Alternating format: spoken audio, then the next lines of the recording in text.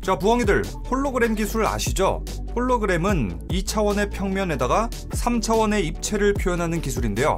이 기술은 SF 영화에서 자주 등장하곤 했죠. 이 기술은 의외로 실생활에서도 많이 쓰여요. 지폐나 신용카드에서 위조 방지를 위해서 쓰이죠. 자, 그런데 몇몇 과학자들은 우리가 살아가고 있는 이 우주가 홀로그램이다 라고 주장합니다. 우리의 신체, 산과 바다, 동물과 식물, 태양과 달, 이 우주를 구성하는 모든 실체들이나 우리가 생각하고 경험하는 모든 것들도 3차원 공간에 투영된 홀로그램이다 라고 하는 거죠. 이 모든 정보들은 우리 지구에서 아주 멀리 떨어져 있는 경계면에 저장돼 있고, 여기에 저장된 정보를 바탕으로 홀로그램을 쏴서 우리가 사는 현실 세계에 투영된다는 거죠. 사실 이 홀로그램 우주론의 핵심부터 먼저 들어보면 진짜 무슨 말도 안 되는 공상과학 같아요. 믿기 어렵죠, 솔직히. 그런데 놀라운 점이 뭔지 아세요? 스티븐 호킹을 비롯한 천재적인 과학자들이 블랙홀을 연구하다가 논리적으로 그리고 수학적으로 홀로그램 우주를 증명했다는 사실이에요. 자, 이 홀로그램 우주를 이해하려면 우리는 먼저 블랙홀의 특성을 알아야 됩니다. 스티븐 호킹의 호킹 복사 이론이 등장하기 이전까지 블랙홀을 연구하던 과학자들은 블랙홀에 대해서 이렇게 생각했습니다. 상대성 이론에 따라서 질량이 어마어마한 천체가 아주 작은 크기로 쪼그라든다면 블랙홀이 탄생하게 된다. 이 블랙홀의 엄청난 질량은 시공간을 왜곡시키면서 사건의 지평선을 만들어낼 것이다. 블랙홀의 사건의 지평선을 넘어간 모든 물질들은 빛을 포함해서 다시는 빠져나올 수 없다. 또 블랙홀의 중심에는 원자보다도 작은 점 모양의 특이점이 있는데, 이 특이점에 블랙홀 속으로 빨려 들어갔던 모든 물질들이 모여있다. 이 특이점에서는 물리학 법칙이 완전히 깨진다. 특이점의 부피는 제로, 밀도와 시공간의 곡률은 무한대로 간주된다. 자, 그런데 이런 블랙홀이 기존에 확립된 과학 이론들을 꿰부수는 거예요. 가장 대표적인 게 바로 연력학 제2법칙이에요. 블랙홀 근처에서는 이 연력학 제2법칙이 먹히질 않게 되는 거예요. 자, 그럼 지금부터 연력학 제2법칙 그리고 엔트로피의 개념까지 설명해 드릴 텐데요. 홀로그램 우주에서 연력학 제2법칙은 정말 중요한 개념이니까요. 잘 따라오시기 바랍니다. 아이작 뉴턴의 고전역학에 따르면 모든 물체는 확고한 물리법칙을 따라서 움직입니다. 특정 시간에 물체의 위치와 속도, 그리고 그 물체에 작용하고 있는 힘을 알고 있으면 뉴턴의 운동방정식에 따라서 그 물체의 운동 궤적을 예측할 수 있습니다. 고전역학은 특정 물체가 앞으로 어떻게 움직일까를 계산할 때 문제를 최대한 단순하게 만들어서 풀어냅니다. 자, 예를 들어서 한 투수가 야구공을 던진다고 생각해보자. 이 투수가 야구공을 던졌을 때 이 야구공이 앞으로 어떻게 움직일까를 계산하는 건데, 이 공 하나 자체를 무거운 입자로 간주하는 거예요. 공의 내부 구조, 공의 재질에 따른 공기저항 같은 거는 무시하고 공의 운동을 대략적으로 근사적인 이론으로 서술하는 거예요. 그리고 이렇게 큰 물체들의 움직임을 계산할 때는 뉴턴 역학에 따라서 계산을 해도 지금까지 별다른 문제가 없었어요. 그런데 산업혁명이 시작되고 과학자들이 증기기관을 다룰 때가 되니까 문제가 생긴 거예요. 뉴턴 역학으로는 증기기관에 대한 공식을 구할 수가 없는 거예요. 자, 생각해보세요. 증기기관에서 피스톤이 한 번 움직일 때마다 수백억 개, 수천억 개의 수증기들 분자들이 움직일 텐데, 이렇게나 많은 수증기 분자들을 하나하나 어떻게 계산해요? 자, 그래서 과학자들은 최대한 정보를 단순화시키기로 했습니다. 분자 전체의 움직임을 평균을 내서 통계적으로 분석하는 거죠. 자, 가령 한 사람이 재채기를 언제 할지 예측하는 거는 너무 어렵죠. 하지만 범위를 전체 인구로 확장한다면 1초 동안 전 세계 8만 명이 재채기를 할 것이다. 자, 이런 식으로 재채기의 통계를 넣어서 예측을 훨씬 더 쉽게 만드는 거예요. 이렇게 물리학자들은 증기기관같이 연력학을 설명해야 될 때 통계적 관점을 사용하면서 일반적인 열물리계의 거동을 체계적으로 설명하고 이해할 수 있게 됐습니다. 자, 이렇게 증기기관뿐만 아니라 지구의 대기, 태양의 코로나, 별을 구성하는 수많은 입자의 움직임까지도 설명할 수 있게 됐어요. 이 연력학의 발전으로 엔트로피도 나옵니다. 엔트로피는 일반적으로 무질서도를 뜻합니다. 질서정연한 상태는 엔트로피가 낮다고 표현할 수 있고, 정리정돈되지 않은 상태라면 엔트로피가 높다고 할 수 있어요. 또 엔트로피는 확률로도 표현할 수 있어요. 간단한 사례를 한번 들어보죠. 자, 여기 동전마다 번호를 새긴 동전 100개가 있습니다. 이 동전 100개를 테이블 위에 쫙 뿌렸을 때 모든 동전이 질서정연하게 앞면만 바라보고 있을 확률은 정말 낮겠죠? 이 경우의 수는 단 한 가지예요. 다음, 동전 99개가 앞면이고 하나만 뒤가 나올 경우의 수는 100가지입니다. 또 동전 100개 중에 2개가 뒷면이 나올 경우의 수는 4950가지가 되고요. 다음, 동전 3개가 뒷면이 나올 경우는 16만 1700가지, 동전 4개가 뒷면이 나올 경우는 대략 400만 가지나 돼요. 경우의 수가 가장 많은 것은 앞면하고 뒷면이 각각 50개씩 있는 경우입니다. 이 값은 무려 1000억 곱하기 10억 곱하기 10억까지에 달해요. 자, 이렇게 뒷면을 볼 개수가 많아질수록 경우의 수는 급격하게 증가합니다. 자, 이제 모든 경우의 수가 계산이 됐어요. 여기서 중요한 건 각 그룹의 경우의 수입니다. 경우의 수가 크면 클수록 무질서도, 엔트로피는 커집니다.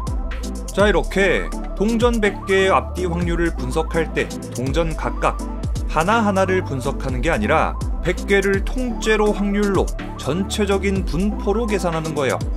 자, 이제 이 계산법을 연력학에 적용시켜 봅시다. 수증기의 움직임에 동일하게 넣는 거예요. 분자 하나하나를 계산하는 게 아니라 전체적인 확률과 분포를 보고 경우의 수를 계산하는 거예요. 그렇게 하면 우리는 더 이상 분자 하나하나를 계산할 필요가 없이 통계적으로 계산할 수 있는 거예요. 자, 그렇다면 우리 일상에서 높은 엔트로피 그리고 낮은 엔트로피는 뭐가 있을까요? 자, 여기 부엉이가 뜨거운 물로 샤워를 하고 있어요. 자, 샤워를 하고 있다 보면은 샤워실이 증기로 가득 차겠죠? 이 증기 분자들이 욕실 전체에 아주 골고루 퍼져 있으면 엔트로피가 높은 상태예요. 그런데 만약에 이상하게도 물 분자들이 샤워실 전체에 퍼지는 게 아니라 한쪽에만 증기가 몰리고 다른 쪽에는 증기가 없다고 해봐요. 이건 뭔가 이상한 일이 벌어지고 있는 거죠? 절대로 정상이 아니에요. 자, 이렇게 분자들이 좁은 영역에 빽빽하게 모여 있으면 엔트로피가 낮은 상태라고 합니다. 자, 이렇게 엔트로피가 낮은 질서정연한 배열이 만들어지려면 뭔가를 조작하는 강력한 힘이 발휘되지 않는 이상 이런 일이 일어날 확률은 극도로 낮습니다. 우리가 일상에서 경험하는 대부분의 상태는 거의 엔트로피가 높은 상태예요. 경우의 수가 큰 쪽으로 특정 사건이 일어날 확률이 높은 쪽으로 엔트로피가 커지는 방향으로 이 세상이 작동하는 거죠. 연력학 제2법칙에 따르면 엔트로피는 시간이 흐를수록 증가하는 경향이 있습니다. 엔트로피는 미래로 갈 때 증가할 확률이 압도적으로 높고 그 역방향으로 진행될 확률은 엄청나게 낮아요. 다만 엔트로피가 감소할 확률이 엄청나게 작은 것뿐이지 분명히 특별한 경우에는 감소할 수도 있어요. 언젠가는 따뜻한 빵이 차가운 반죽으로 변하거나 충돌 사고로 부서진 자동차가 원래 모습으로 되돌아가거나 하는 영화 테넷에서의 일이 이론적으로는 가능하다는 거죠. 자, 실제로 우리가 겪는 모든 일상적인 현상들은 반대 방향으로 진행될 수도 있어요. 다만 그 확률이 엄청나게 낮기 때문에 우리는 아무리 오래 기다려도 볼 수가 없는 거죠. 자, 여기서 우리는 과거와 미래의 차이점을 봐보죠. 엔트로피가 최대치에 도달하지 않은 지금은 연력학 제2법칙에 따라서 시간이 흐를수록 엔트로피가 증가할 확률이 엄청나게 높습니다. 자, 이처럼 엔트로피가 최대치까지 도달하지 않은 세계는 엔트로피가 최대치인 상태를 향해서 달려가게 됩니다. 자, 이렇게 우리는 연력학 제2법칙 엔트로피가 뭔지 알았습니다. 그런데 블랙홀을 연구하던 미국의 물리학자 존 휠러는 이렇게 주장했습니다. 블랙홀 근처에서 연력학 제2법칙은 적용되지 않습니다. 그의 주장은 이렇습니다.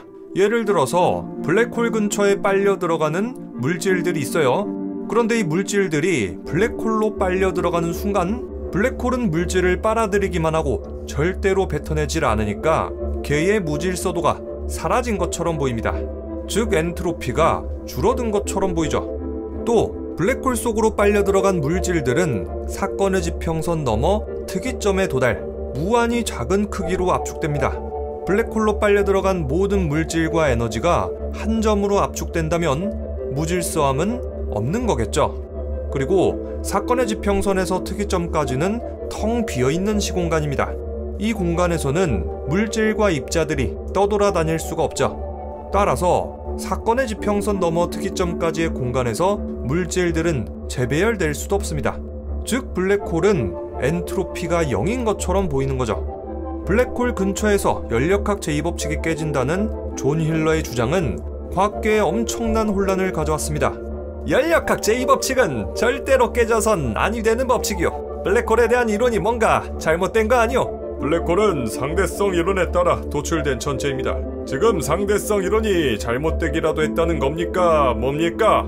연력학과 상대성 이론, 이 두 가지 이론이 모두 맞을 수는 없습니까? 자, 이렇게 블랙홀과 연력학에 대한 이야기가 한창 오고 가고 있을 때 블랙홀을 연구하던 스티븐 호킹은 블랙홀에 대한 특징을 발견하고 이것을 학계에 발표합니다. 블랙홀은 모든 물질을 빨아들이기 때문에 사건의 지평선은 커지기만 할 뿐 절대로 작아지지 않습니다. 호킹의 이 발표를 조금 더 자세히 알아보죠. 질량만 가진 블랙홀을 슈바르츠실트 블랙홀이라고 합니다. 이 블랙홀의 사건의 지평선 반경은 블랙홀의 질량의 제곱에 비례합니다. 호킹의 발표에 따르면 블랙홀은 무엇이든지 빨아들이기 때문에 블랙홀의 질량은 계속해서 커질 것이고 사건의 지평선의 면적은 언제나 증가하게 된다 라고 합니다. 자, 이 현상은 두 개의 블랙홀이 합쳐졌을 때도 마찬가지예요. 자, 예를 들어서 어느 정도 거리가 조금 떨어져 있는 두 개의 슈바르츠실트 블랙홀을 생각해봐요. 블랙홀 A의 질량은 3, 블랙홀 B의 질량은 4예요. 이때 사건의 지평선의 면적은 질량의 제곱에 비례하기 때문에 블랙홀 A의 사건의 지평선 면적은 9가 될 거고요. 블랙홀 B의 사건의 지평선 면적은 16이 되겠죠. 자, 이때 만약에 A 블랙홀하고 B 블랙홀이 합쳐져서 블랙홀 C가 된다고 해봐요. 이때 블랙홀 C의 질량은 7이 되고 사건의 지평선의 면적은 49가 되겠죠. 사건의 지평선의 면적은 질량의 제곱에 비례한다고 했으니까요. 그런데 이때 블랙홀 C의 사건의 지평선 면적은 블랙홀 C로 합쳐지기 전에 블랙홀 A의 사건의 지평선 면적하고 블랙홀 B의 사건의 지평선 면적을 합친 것보다 큽니다. 이 사실에 따라서 스티븐 호킹은 블랙홀의 사건의 지평선은 언제나 커지고 작아지지 않는다 라고 발표했습니다. 이때 블랙홀 근처에서 연력학 제2법칙이 깨지지 않는다고 주장한 사람이 있었으니 그는 바로 존 힐러의 제자 야코프 베켄슈타인. 아까 전에 베켄슈타인의 스승 존 힐러가 블랙홀 근처에서 연력학 제2법칙이 깨진다고 주장했는데 베켄슈타인은 이런 스승님의 주장을 정면으로 반박하는 거죠. 이건 사실 어느 정도 용기가 필요한 일인데 베켄슈타인은 도대체 왜 스승님의 의견에 반대를 했을까요? 베켄슈타인의 생각은 이렇습니다. 자연계에서 언제나 한쪽 방향으로만 흘러가는 물리법칙은 세상에 몇 없어요. 대표적으로 시간, 엔트로피, 그리고 사건의 지평선 면적. 블랙홀의 사건의 지평선이 언제나 커진다는 건 엔트로피 증가의 법칙과 아주 유사해요. 블랙홀이 사실은 엔트로피를 줄어들게 하는 게 아니라 블랙홀이 엔트로피를 저장하는 게 아닐까요? 블랙홀의 엔트로피는 사건의 지평선 면적에 비례하는 거죠. 블랙홀의 엔트로피는 사건의 지평선 면적에 비례한다. 엔트로피가 블랙홀에서 사라지는 게 아니라 블랙홀 속으로 전달된다. 과학자들이 처음 베켄슈타인의 주장을 들었을 때는 딱 이런 반응이었습니다. 아니 도대체 저게 무슨 미친 소립니까? 심지어 스티븐 호킹조차도 베켄슈타인의 주장을 반박했어요. 과학자들의 첫 번째 반박입니다. 연력학에 따르면 엔트로피가 있는 물질은 반드시 온도가 있고 온도가 있다면 반드시 복사 에너지를 방출합니다. 가령 뜨겁게 달궈진 석탄은 가시광선을 방출하고 사람의 몸은 적외선을 방출하고 태양은 빛을 내고 뜨겁게 달궈진 것과 같습니다. 만약에 블랙홀에 엔트로피가 있다면 블랙홀은 온도를 가져야 하며 블랙홀은 복사 에너지를 방출한다는 뜻입니다.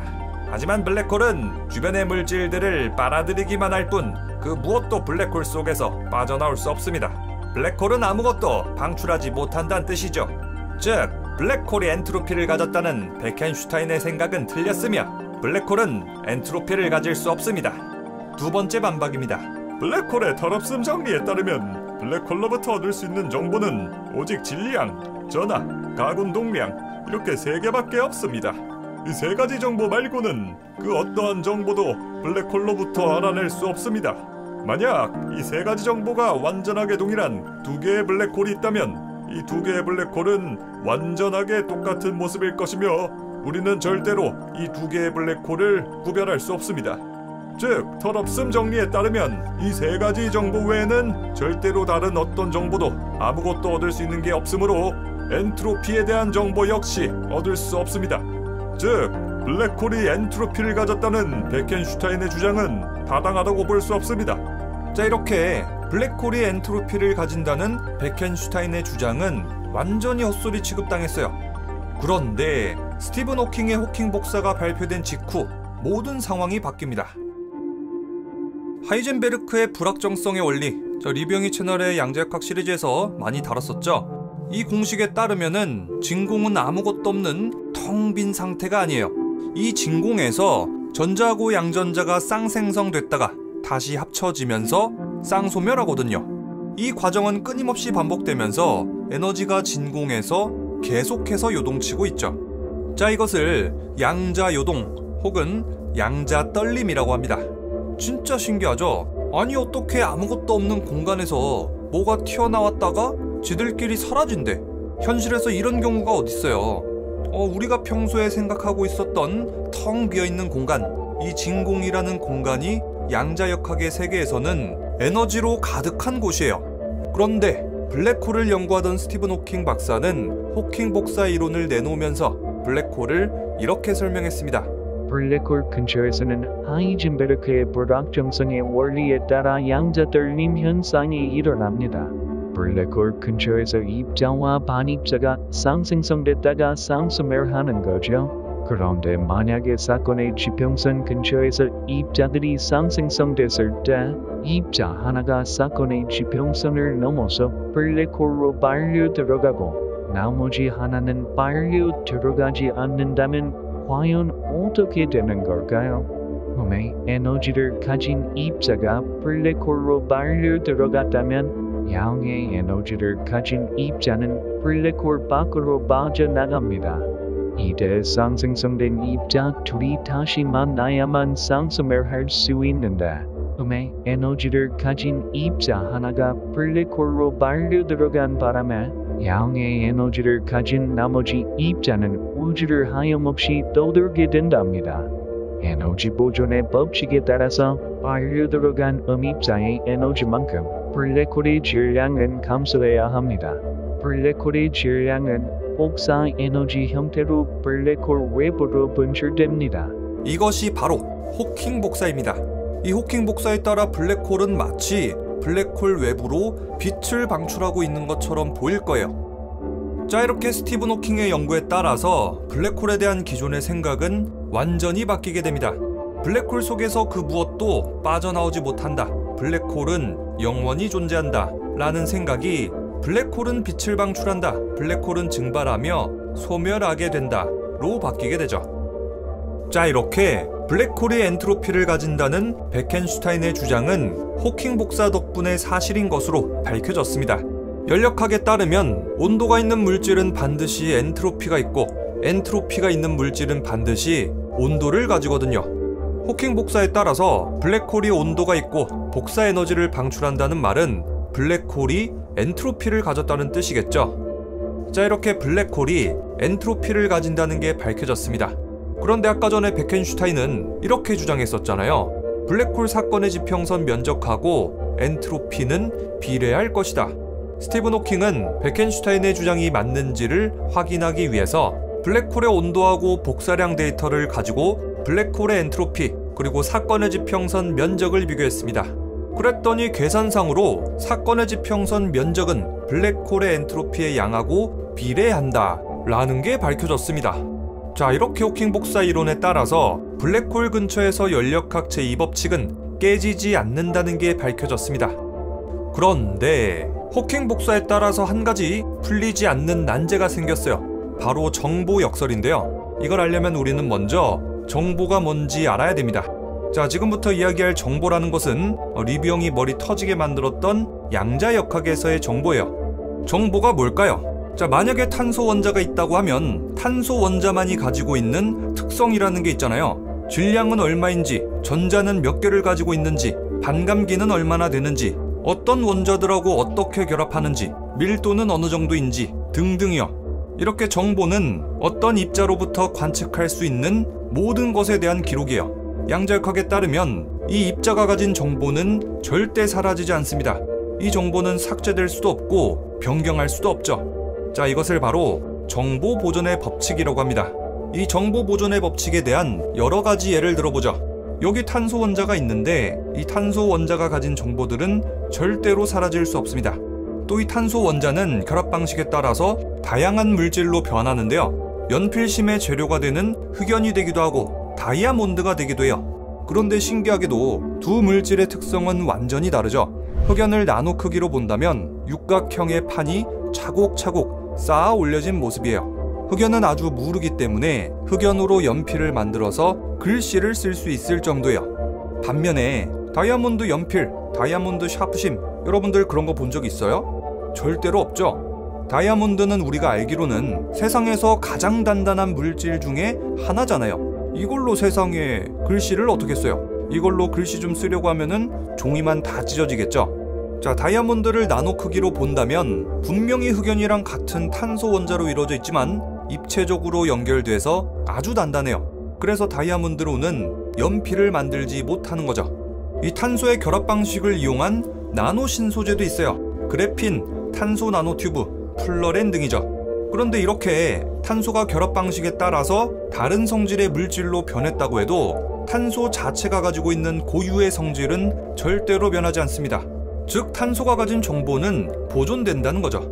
또 정보 보존의 법칙에 따라서 입자가 가진 정보는 다른 물질하고 결합하고 분리된다고 해도 그대로 유지됩니다. 이건 또 무슨 소릴까요? 예를 한번 들어보죠. 자, 여기 탄소가 하나 있어요. 이 탄소가 산소 2개랑 합쳐져서 이산화탄소가 됐어요. 이때도 역시 탄소 고유의 정보는 사라지지 않습니다. 이 이산화탄소가 다시 하나하나 분리돼서 탄소 원자 하나가 떨어져 나온다고 칩시다.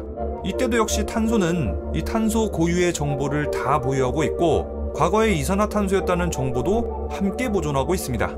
자, 그리고 이거는 정말 가능할까 하는 생각이 좀 들긴 한데 이 입자들의 모든 정보를 해석하고 읽어낼 수만 있다면 우리는 모든 물질들의 과거까지도 알아낼 수 있게 되는 거예요. 결국에는 우주의 시작부터 현재까지에 대한 모든 정보를 획득하게 되는 거죠. 자, 이것이 바로 정보 보존의 법칙입니다. 그런데 스티븐 호킹이 호킹 복사 이론을 발표하면서 이렇게 주장한 거예요. 호킹 복사에 따라서 블랙홀에 들어간 정보들은 손실되고 사라집니다.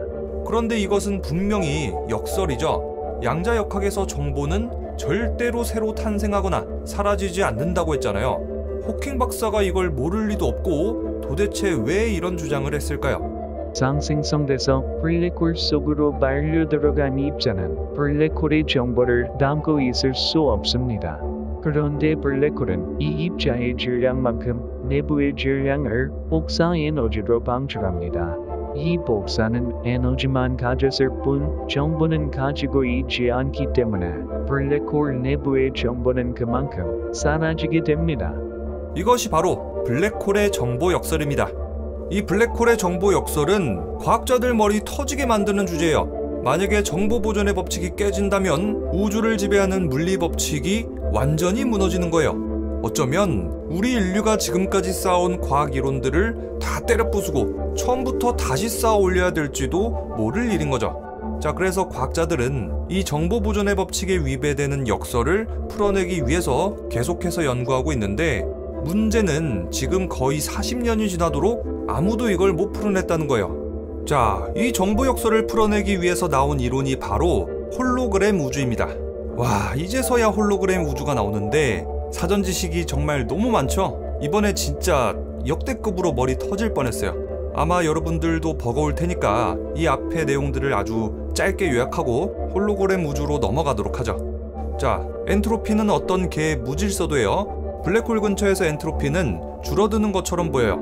블랙홀이 주변 물질들을 흡수하고 원자보다도 작은 점에 응축시키니까요. 과학자들은 엔트로피 증가의 법칙이 틀린 거냐, 블랙홀 이론이 틀린 거냐 엄청 싸우고 있는 와중에 호킹 복사 덕분에 둘 다 틀리지 않은 것으로 밝혀졌습니다. 왜냐, 호킹 복사에 따라서 블랙홀은 온도가 있고 에너지를 발산하는데 온도가 있는 물질이라면 반드시 엔트로피가 있다. 그 말은 블랙홀이 엔트로피를 가진다 라는 뜻입니다. 이 사실에 따라서 스티븐 호킹이 블랙홀 사건의 지평선 면적을 수학적으로 계산해봤더니 엔트로피의 양하고 비례하더라. 즉, 블랙홀 근처에서 엔트로피가 줄어드는 게 아니라 블랙홀 내부로 저장된다는 얘기예요. 그런데 이 호킹 복사 이론에 따라서 정보 역설이라는 난제가 생겼습니다. 그리고 이 난제를 풀어내기 위한 이론이 바로 홀로그램 이론이다. 자, 여기까지 다 정리가 됐죠? 과학자들은 이 정보 역설을 풀어내기 위해서 여러 가지 연구를 거듭합니다. 그 중에 스티븐 호킹 그리고 베켄슈타인은 블랙홀의 사건의 지평선하고 엔트로피의 양은 비례한다 라는 사실에 입각해서 이 정보 역설을 해결하고자 했어요. 그들이 가장 먼저 연구한 건 바로 엔트로피와 정보하고의 관계입니다. 엔트로피랑 정보랑 도대체 무슨 관계가 있을까? 자, 여기 아까 전에 얘기했던 동전 100개가 있어요. 이걸로 뭘 할 거냐? 스무고개를 하는 거예요. 스무고개가 뭔진 다들 알죠? 자, 지금부터 출제자는 질문자의 질문에 따라서 대답이 예라면 앞면을, 대답이 아니오라면은 뒷면으로 동전을 내려놓을 거예요. 만약에 동전이 하나뿐이다? 그러면 질문자는 단 2개의 경우의 수 중에서 정답을 맞춰야겠죠? 동전 하나는 앞면과 뒷면뿐이니까요. 만약에 질문이 2개고 동전도 2개라면 가능한 배열은 앞면 앞면, 앞면 뒷면, 뒷면 앞면, 뒷면 뒷면으로 4가지 경우의 수가 있겠죠.